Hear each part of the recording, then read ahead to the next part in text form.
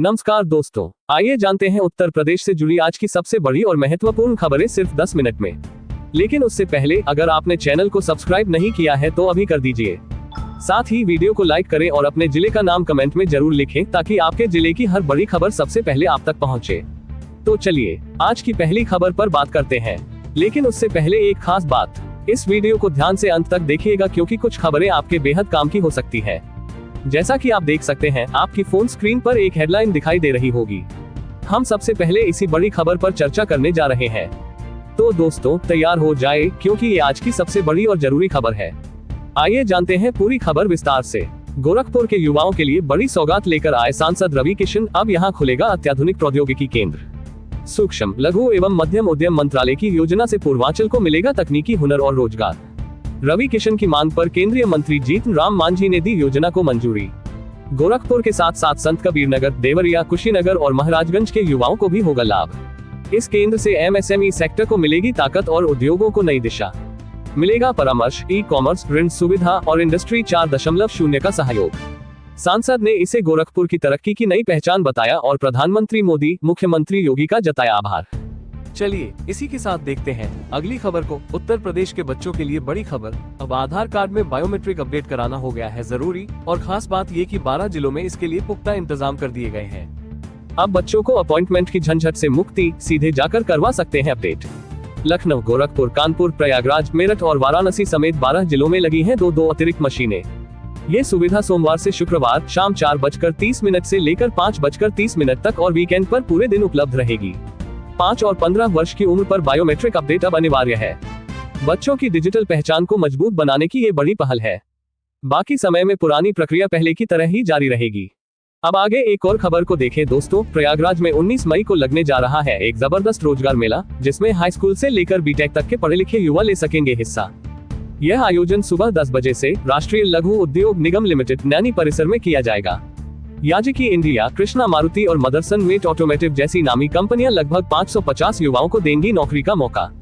सिर्फ 10वीं पास होना और उम्र 18 से 35 वर्ष के बीच होना अनिवार्य है। रोजगार संगम पोर्टल पर पंजीकरण कराकर बनाए अपने करियर की शुरुआत। इस मेले से हजारों युवाओं को मिलेगा रोजगार का सुनहरा रास्ता। प्रयागराज के युवाओं के लिए यह मौका सच में किसी तोहफे से कम नहीं। अब इधर देखिए, अगली खबर आ रही है। संसद में काम के दमदार प्रदर्शन का मिलेगा बड़ा इनाम, क्योंकि संसद रत्न पुरस्कार 2025 के लिए 17 सांसदों के नाम घोषित कर दिए गए हैं। इनमें 4 सांसद ऐसे हैं जिन्हें लगातार बेहतर योगदान के लिए विशेष सम्मान मिलेगा। सुप्रिया सुले और निशिकांत दुबे जैसे सक्रिय नेताओं के नाम भी इस सूची में शामिल हैं। संसद में भागीदारी, सवाल पूछना, बहस और कानून बनाने जैसे मापदंडों पर होता है इनका चयन।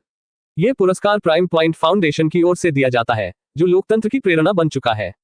इस साल 2 संसदीय समितियों को भी मिलेगा ये प्रतिष्ठित सम्मान। निर्णायक मंडल की अध्यक्षता की पूर्व केंद्रीय मंत्री हंसराज अहीर ने और चयन हुआ पूरी निष्पक्षता से। चलिए इसी के साथ देखते हैं अगली खबर को। जौनपुर के आनंद राय की कहानी किसी फिल्मी पटकथा से कम नहीं। सिर्फ 10वीं पढ़े इस युवक ने आज बना ली है 5 करोड़ की मशरूम कंपनी।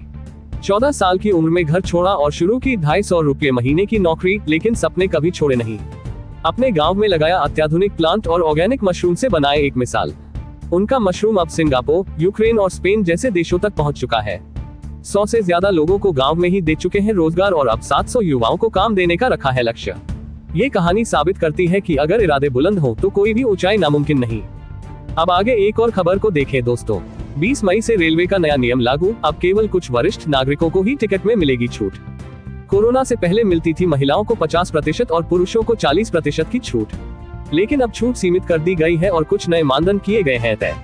केवल पात्र वरिष्ठ नागरिकों को ही मिलेगा इसका लाभ और दर भी पहले से कम होगी। रेलवे का कहना है कि सुविधा और संसाधनों के संतुलन के लिए लिया गया ये निर्णय। लाखों यात्रियों के लिए ट्रेन आज भी है सबसे सस्ता और भरोसेमंद साधन। छूट से वंचित हुए बुजुर्गों में है हलचल, अब देखना होगा इसका कितना होता है असर। चलिए इसी के साथ देखते हैं अगली खबर को। उत्तर प्रदेश में संविदा रोडवेज ड्राइवर बनने का शानदार मौका। बस्ती में 19 मई को लगेगा रोजगार मेला। क्षेत्रीय सेवायोजन कार्यालय, मॉडल करियर सेंटर बस्ती में सुबह 11 बजे से होगी भर्ती प्रक्रिया। केवल 8वीं पास और हाईवे ड्राइविंग लाइसेंस वाले उम्मीदवार ही कर सकेंगे आवेदन। साथ ही 2 वर्ष का अनुभव और 5 फीट 3 इंच हाइट होना जरूरी। दस्तावेजों में चाहिए आधार, मोबाइल नंबर, फोटो और मार्कशीट समेत भारी वाहन लाइसेंस। चयन साक्षात्कार और ड्राइविंग टेस्ट के आधार पर होगा। इच्छुक अभ्यर्थी रोजगार संगम पोर्टल पर ले सकते हैं जरूरी जानकारी। अब आगे एक और खबर को देखें दोस्तों। शाहजहांपुर की बजाज चीनी मिल पर सख्त कार्रवाई, 162 करोड़ रुपए नहीं चुकाने पर गोदाम सील। 21,000 किसानों का बकाया था लंबित, डीएम के निर्देश पर एडीएम ने लिया कड़ा एक्शन। कई नोटिस और चेतावनी के बाद भी नहीं हुआ भुगतान, किसानों में था गहरा आक्रोश। 10 ताले लगाकर गोदाम को सील किया गया। जब तक भुगतान नहीं होगा गोदाम नहीं खुलेगा। पहले भी बकाया भुगतान में देरी के कारण किसानों ने कम दिया था गन्ना। मिल का पेराई सत्र समय से पहले ही बंद करना पड़ा। अब प्रशासन की निगरानी में है मिल, किसान उम्मीद कर रहे हैं न्याय की। अब इधर देखिए, अगली खबर आ रही है आउटसोर्स और संविदा कर्मचारियों की छटनी पर फूटा गुस्सा। भोलेपुर डिवीजन कार्यालय में हुआ जोरदार प्रदर्शन। प्रदर्शनकारियों ने कहा, कम वेतन में भी कर रहे थे पूरी मेहनत, फिर भी निकाला जाना अन्याय है। बड़ी संख्या में बिजली विभाग के कर्मचारी हुए बेरोजगार। अब प्रांतीय नेतृत्व के आह्वान पर जारी रहेगा आंदोलन। सरकार से की मांग की आउटसोर्स कर्मियों को मिले स्थायित्व और सुरक्षा। प्रदर्शन में शामिल हुए संगठन मंत्री आर्यन सिंह, महामंत्री विष्णु सिंह और अन्य साथी। सभी ने चेताया कि अगर मांगे नहीं मानी गई तो आंदोलन होगा तेज। फिलहाल कर्मचारी डटे हुए हैं अपने हक की लड़ाई के साथ। अब आगे एक और खबर को देखें दोस्तों। मिर्जापुर में अब अदानी ग्रुप लगाएगा 1500 मेगावाट का नया थर्मल पावर प्लांट और देगा यूपी को सस्ती बिजली। ददरी खुर्द गांव में बनेगा यह अल्ट्रा सुपरक्रिटिकल प्लांट जो 25 साल तक यूपी को सस्ती बिजली देगा। यूपीपीसीएल और अदानी पावर के बीच बिजली आपूर्ति समझौते पर हो चुके हैं हस्ताक्षर। प्रति यूनिट दर होगी केवल 5 रुपये 38 पैसे और इससे होगी करीब 2,958 करोड़ की बचत। इस प्लांट का निर्माण डीबीएफओ मॉडल के तहत किया जाएगा, यानी डिजाइन, बिल्ड, फाइनेंस, ओन और ऑपरेट। उत्तर प्रदेश कैबिनेट ने हाल ही में इस प्रोजेक्ट को दी थी हरी झंडी और अब कार्य जल्द शुरू होगा। अदानी पावर के सीईओ ने इसे यूपी की ऊर्जा जरूरतों के लिए ऐतिहासिक कदम बताया है। अब इधर देखिए, अगली खबर आ रही है उत्तर प्रदेश में बिना परीक्षा के होने जा रही है चतुर्थ श्रेणी आउटसोर्स कर्मचारियों की बम्पर भर्ती। राजकीय इंटर कॉलेज और हाई स्कूल में नियुक्त होंगे सफाई कर्मचारी, चपरासी और चौकीदार जैसे कर्मचारी। हर इंटर कॉलेज में 5 और हर हाई स्कूल में 2 आउटसोर्स कर्मियों की तैनाती की जाएगी। इस भर्ती के लिए कोई परीक्षा नहीं होगी, चयन मेरिट और कंपनी की प्रक्रिया से होगा। चतुर्थ श्रेणी कर्मचारियों को मिलेंगे 10,275 रुपये प्रति माह के साथ पीएफ और ईएसआई लाभ। जल्द ही जेम पोर्टल पर भर्ती एजेंसी के चयन के बाद नोटिफिकेशन जारी किया जाएगा। जिला शिक्षा अधिकारियों को भेजा गया है पत्र और भर्ती प्रक्रिया का खाका तैयार कर लिया गया है। चलिए इसी के साथ देखते हैं अगली खबर को। बेटिकट यात्रियों को सफर कराने पर रोडवेज के 3 ड्राइवर और 2 कंडक्टर को नौकरी से हाथ धोना पड़ा। कैंट डिपो की एक बस में चेकिंग के दौरान मिले थे 16 बेटिकट यात्री, जिससे हुआ बड़ा खुलासा। संविदा कंडक्टर संतोष पटेल की सेवा तुरंत समाप्त कर दी गई और स्थायी चालक जयप्रकाश द्वितीय को किया गया सस्पेंड। साथ ही बिना सूचना महीनों से गायब 3 ड्राइवरों और 1 कंडक्टर को भी बर्खास्त कर दिया गया। बस संख्या यूपी 78 HT 4332 में हुई थी यह कार्रवाई, जिसमें प्रवर्तन दल ने पकड़ी गड़बड़ी। अब विभागीय जांच भी शुरू हो गई है और बाकी कर्मियों में भी मचा है हड़कंप। रोडवेज विभाग ने कड़ा संदेश दिया है कि नियमों की अनदेखी अब बर्दाश्त नहीं की जाएगी। अब आगे एक और खबर को देखें दोस्तों। जल जीवन मिशन में लापरवाही पर सीएम योगी ने लिया सख्त एक्शन और की कई अधिकारियों पर कार्रवाई। पाइप पेयजल योजनाओं की गुणवत्ता और समयबद्धता में लापरवाही पर 6 अफसरों को किया गया सस्पेंड। 122 अफसरों पर जांच बैठाई गई है और 55 को दी गई प्रतिकूल प्रविष्टि। पिछले 4 वर्षों में कुल 183 अफसरों पर हो चुकी है अनुशासनात्मक कार्रवाई।